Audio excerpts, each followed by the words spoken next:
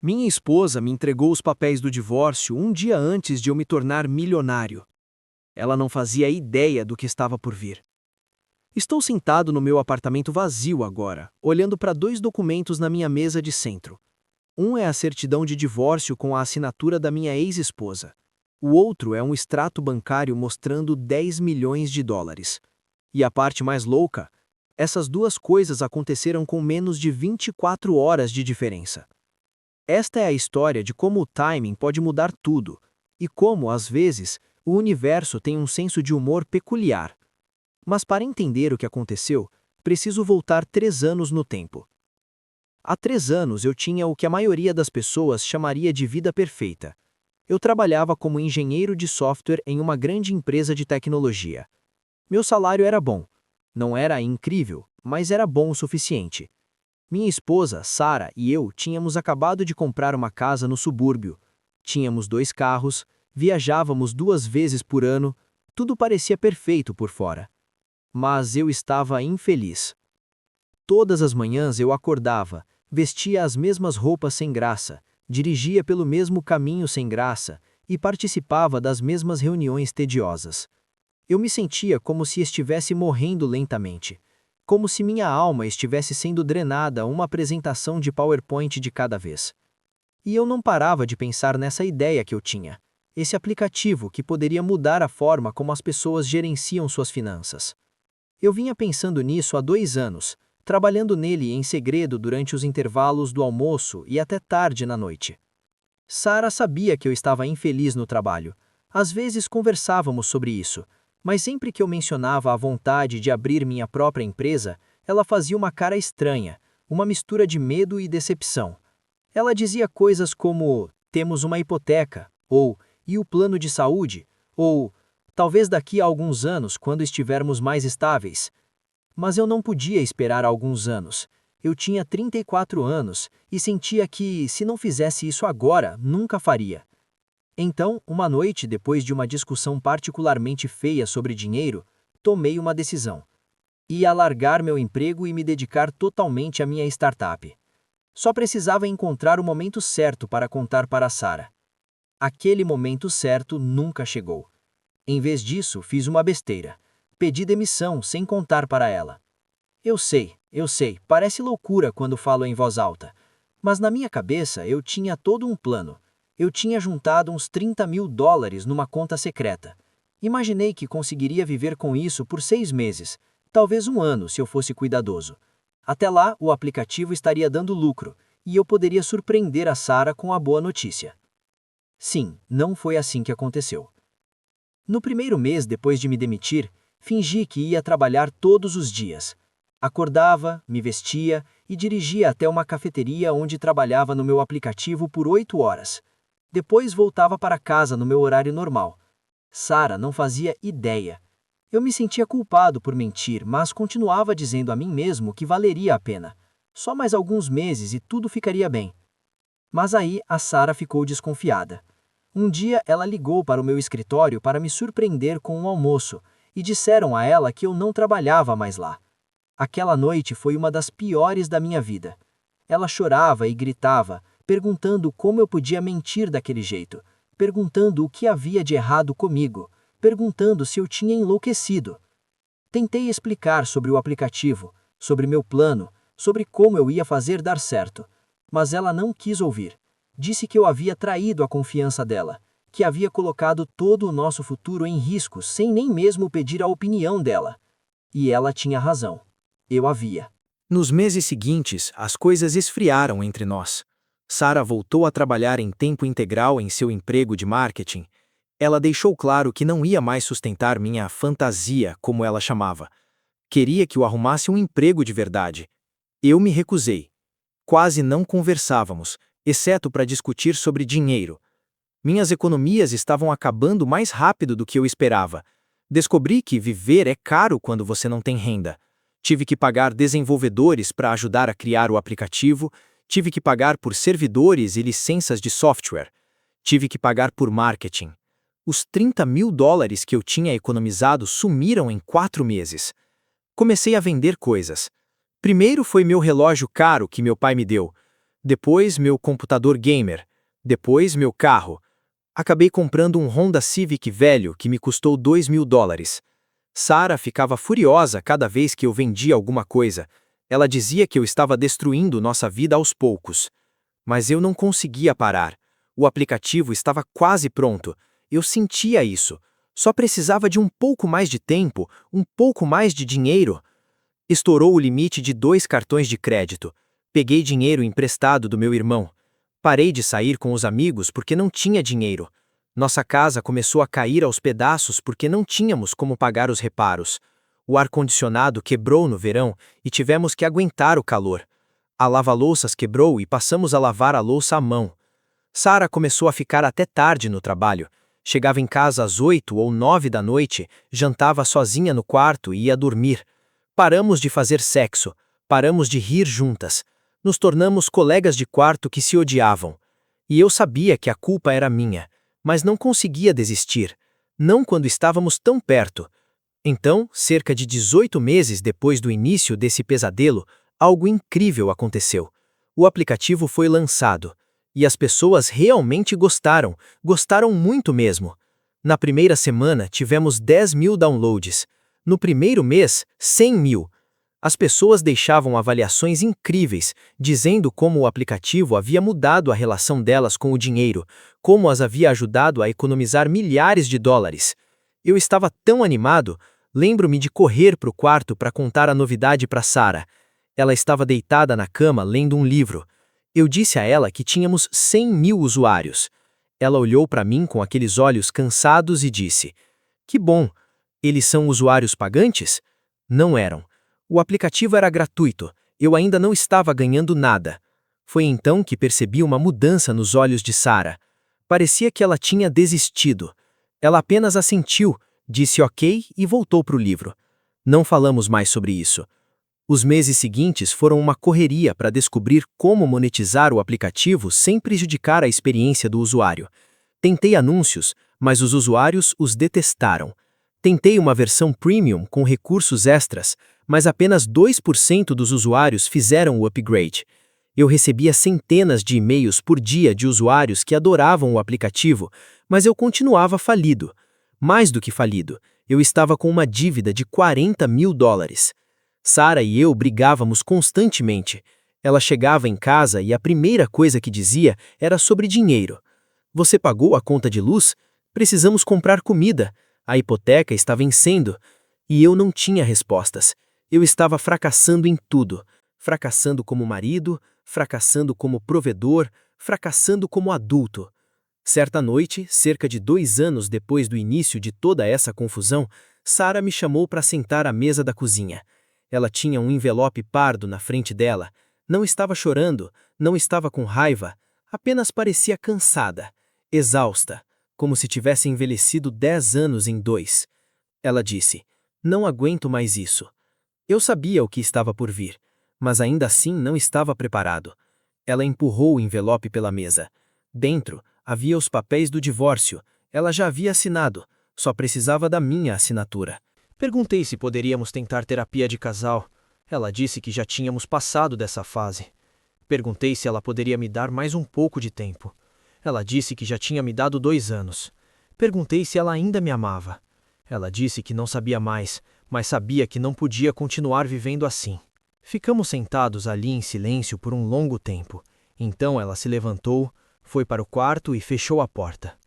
Eu fiquei sentado naquela mesa até às 3 da manhã, encarando aqueles papéis, sentindo como se toda a minha vida tivesse desmoronado. Mas eis a questão: enquanto meu casamento desmoronava, algo mais acontecia com o aplicativo. Cerca de 6 meses antes, eu havia sido contatado por uma empresa de capital de risco. Eles estavam interessados em investir.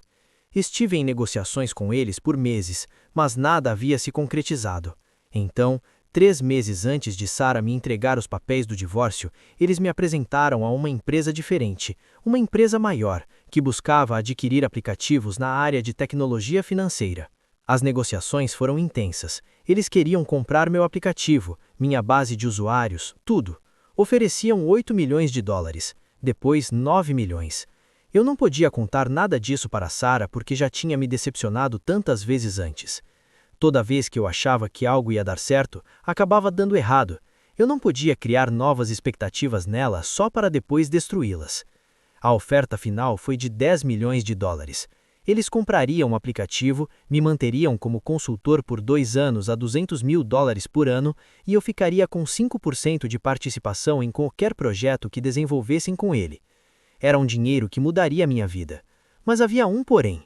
O negócio era complexo, envolvia advogados, contratos, due diligence. Essas coisas levam tempo.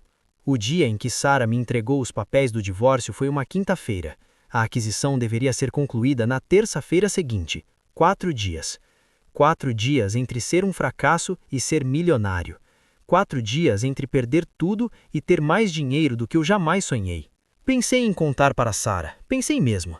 Fiquei sentada lá com os papéis do divórcio na mão, pensando que talvez, se eu contasse sobre o acordo, ela esperaria, me daria mais 4 dias. Mas aí me lembrei de todas as outras vezes que eu disse, só espere mais um pouquinho, e prometo que vai dar tudo certo. Eu já tinha me iludido demais. Ela não acreditaria em mim. Ou pior, pensaria que eu estava inventando tudo para manipulá-la e fazê-la ficar. Então eu não disse nada. Assinei os papéis na manhã de sexta-feira. Combinamos que eu me mudaria durante o fim de semana. Sarah estava calma em relação a tudo, o que de alguma forma piorou as coisas. Não houve gritos, nem choro, nem drama. Ela já tinha desistido do nosso casamento meses atrás. Isso era apenas oficializar a separação. No sábado, coloquei minhas coisas em sacos de lixo e me mudei para um apartamento estúdio barato do outro lado da cidade. Era deprimente. Paredes nuas, um colchão no chão, um abajur. Era nisso que minha vida tinha se transformado. Eu havia perdido minha esposa, minha casa, minhas economias e em breve teria que fechar o aplicativo porque não conseguiria arcar com os custos dos servidores. Domingo foi o pior dia da minha vida. Fiquei deitado naquele colchão, encarando o teto, pensando em cada erro que cometi, cada mentira que contei, cada vez que escolhi o aplicativo em vez da minha esposa. Me perguntei se eu era uma pessoa ruim, me perguntei se eu merecia isso. Na segunda-feira, mal me mexi. Eu deveria receber notícias dos advogados naquele dia sobre os detalhes finais da aquisição, mas fiquei checando meu celular e nada. Às 20 horas eu já estava convencido de que o negócio tinha fracassado. Claro que sim, é assim que minha vida funciona. Chego perto do sucesso e depois ele desaparece. Mas então chegou a manhã de terça-feira. Às 9h47, meu telefone tocou. Era o advogado principal responsável pela aquisição. O negócio havia sido fechado. O dinheiro estaria na minha conta em 24 horas. 10 milhões de dólares, menos impostos e honorários advocatícios, mas ainda assim, mais dinheiro do que eu jamais tinha visto na vida. Lembro-me de deixar meu celular cair e ficar ali sentada em choque. Eu tinha conseguido, depois de 3 anos de inferno, depois de perder meu casamento, depois de todo mundo me dizer que eu era louca, eu realmente tinha conseguido. Meu aplicativo idiota, que a Sarah chamava de fantasia, tinha acabado de me deixar rica. Queria ligar para ela imediatamente. Peguei meu telefone umas 10 vezes para discar o número dela. Mas o que eu diria? Ei, lembra de quando você se divorciou de mim há 3 dias porque eu era um fracassado, falido? Pois bem, surpresa, agora sou milionário. Parecia loucura, parecia coisa de filme. O dinheiro caiu na minha conta na manhã de quarta-feira. Entrei no aplicativo do banco e fiquei olhando para o número. 7,2 milhões de dólares depois de impostos e taxas. Tirei uma captura de tela porque não conseguia acreditar que era real. Foi então que finalmente liguei para Sarah. Ela não atendeu. Liguei de novo. Nada. Mandei uma mensagem. Precisamos conversar. É importante. Ela respondeu 1 hora depois. Não há nada para conversar. Por favor, respeite meu espaço. Eu não sabia o que fazer. Uma parte de mim estava com raiva. Outra parte estava triste. Uma parte estava aliviada. E outra pensou que talvez fosse karma. Talvez o universo estivesse me ensinando uma lição sobre o que realmente importa na vida. Passei a semana seguinte atordoado. Quitei todas as minhas dívidas, reembolsei meu irmão, comprei um carro novo, nada de luxo, só algo confiável. Olhei casas, mas não consegui me decidir a comprar uma. Tudo parecia vazio, sem alguém com quem compartilhar. 2 semanas após a assinatura dos papéis do divórcio, Sarah descobriu sobre a aquisição. Alguém do trabalho dela tinha visto o anúncio online e comentado com ela. Ela me ligou naquela noite. Pela primeira vez em meses, era ela quem estava me ligando. É verdade? Perguntou. Sua voz estava trêmula. Sim, é verdade. Houve um longo silêncio. Então, Quando você soube? O negócio foi fechado na terça-feira seguinte à entrega dos documentos, mas eu já estava em negociações há meses. Outro silêncio. Então, por que você não me contou? E essa era a questão, não era? Por que eu não contei para ela? Eu vinha me fazendo a mesma pergunta há 2 semanas. Por que você não teria acreditado em mim? Eu disse. E eu não queria te dar falsas esperanças de novo. Já fiz isso muitas vezes. Ela começou a chorar então. Não um choro de tristeza, mas um choro de raiva. Você tem ideia de como isso me faz sentir? Disse ela. Eu te deixei porque não tínhamos nada, porque você destruiu nossa vida financeira, e 3 dias depois você é milionário? Eu sei, eu disse. A coincidência é absurda. O momento é insano? Ela repetiu. É só isso que você tem a dizer? Que o momento é insano? Discutimos durante 1 hora. Ela disse que eu havia escondido dela a coisa mais importante das nossas vidas. Eu disse que ela havia desistido de mim quando eu mais precisava dela. Ela disse que eu havia mentido para ela durante 3 anos. Eu disse que ela nunca acreditou em mim. Dissemos coisas terríveis um ao outro, coisas que não podíamos retirar. Finalmente ela disse: preciso ir. Espere, eu disse. E se tentássemos de novo, agora que dinheiro não é problema? Ela riu, mas não era uma risada feliz. Você acha que isso tem a ver com dinheiro? Acha que foi por isso que eu fui embora? Não era? Perguntei. Não, disse ela. Eu fui embora porque você mentiu para mim. Você tomou decisões importantes na minha vida sem me consultar. Você me tratou como se eu fosse um obstáculo em vez de sua parceira. O dinheiro era apenas o sintoma. O verdadeiro problema era você. E então ela desligou. Essa conversa aconteceu há 3 meses. O divórcio já está finalizado. Sarah bloqueou meu número. Soube por amigos em comum que ela está namorando alguém, um cara do escritório dela que tem um emprego estável e um plano de previdência privada. Ainda moro naquele apartamento-estúdio, mesmo podendo comprar uma mansão. Comecei a fazer terapia 2 vezes por semana. Ela diz que preciso aprender a conviver com as consequências das minhas escolhas. Ela diz que sucesso sem pessoas com quem compartilhá-lo não é sucesso de verdade. A empresa que comprou meu aplicativo o transformou em algo enorme. Agora ele tem 10 milhões de usuários. Minha participação de 5% vale mais 3 milhões no papel. Estou rico, sou bem-sucedido, provei que todos estavam errados. Mas eu acordo todas as manhãs em um apartamento vazio e penso em tudo que perdi para chegar até aqui. Penso em Sarah e em como ela estava certa sobre quase tudo. Penso em como eu poderia ter feito as coisas de forma diferente. Como eu poderia ter sido honesto desde o início. Como eu poderia tê-la tratado como uma parceira em vez de um obstáculo. As pessoas sempre dizem que o timing é tudo. E elas têm razão, mas não da maneira que você imagina. Sim, o timing da aquisição e do divórcio foi uma loucura. Esse é o tipo de história que as pessoas adoram contar. Mas o verdadeiro problema com o timing foi que eu passei 3 anos priorizando as coisas erradas. Eu tinha minha esposa, minha parceira, minha melhor amiga, e escolhia um aplicativo em vez dela todos os dias. Quando finalmente consegui dinheiro, já era tarde demais. Sabe o que é engraçado? O aplicativo deveria ajudar as pessoas a tomar melhores decisões financeiras, e eu o desenvolvi enquanto tomava as piores decisões possíveis na minha vida. Sacrifiquei meu casamento por dinheiro, e logo depois consegui o dinheiro. Se isso não é ironia, não sei o que é.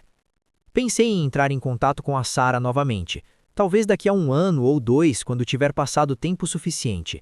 Talvez pudéssemos tentar de novo, fazer direito dessa vez.